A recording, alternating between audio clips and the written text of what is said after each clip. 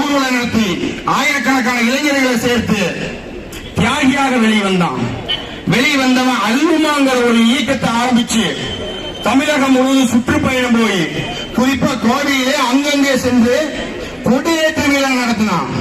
ஆனா இதே RS புரம் நம்முடைய காமராஜர் நகரிலே இருக்கக்கூடிய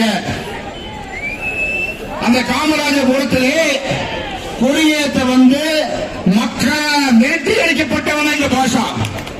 இவன் எவ்வளவு பெரிய தீவிரவாதியா இருந்தாலும் ரவுடித்தனம் பண்ணினாலும் நம்ம காமராஜர் ஒரு மக்கள் தலைவர் பருப்பு வேக இந்து கலெக்டருடைய பருப்பு வேக ஒட்டுமொத்தமா அவனை புறக்கணிச்சாங்க.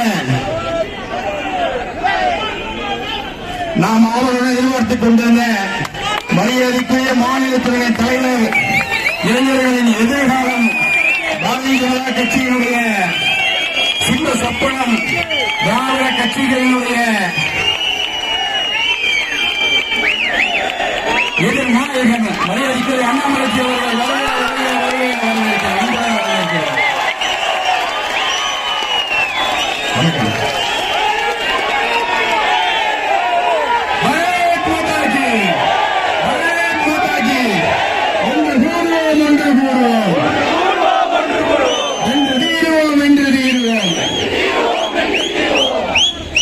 அது போன்ற ஒரு நபர் 96க்கு பிறகு தமிழகம் முழுவதும் சுற்றுப்பயணம் செய்து மிகப்பெரிய ஒரு தீவிரவாத இயக்கத்தை ஆரம்பித்து 17 பேர் தனால வெளியே வந்தா 2 ஆண்டுகள்ல 96 98க்குள்ள 185 பேருக்கு தீவிரவாதியை ஆக்கி கோயம்புத்தூர் முழுவதும் வெடிகுண்டு வச்சு பல நபர்களை கொண்டு மிகப்பெரிய ஒரு 200 பேருக்கு மக்கள் ஊனமாக்கி ஆயிரக்கணக்கான சொத்து நம்மளுடைய சொத்துக்களை அழைச்சி கோவையை சுடுகாடாக்கிய ஒரு நபர் திரும்ப 185 பேர் ஜெயிலுக்கு போறான்.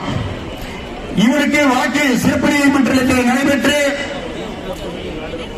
2007 தூக்கு தண்டனை விதிக்கப்படுகிறது. அன்னைக்கு தூக்க ஒட்டுமொத்த சொன்னோம்னாக்கா இன்னைக்கு இந்த மாதிரி ஒரு சூழ்நிலை இருந்திருக்காது. பல ஆயிரக்கணக்கான இளைஞர்கள் இன்றைய தீவிரவாதத்துக்கு வந்திருக்க மாட்டான்.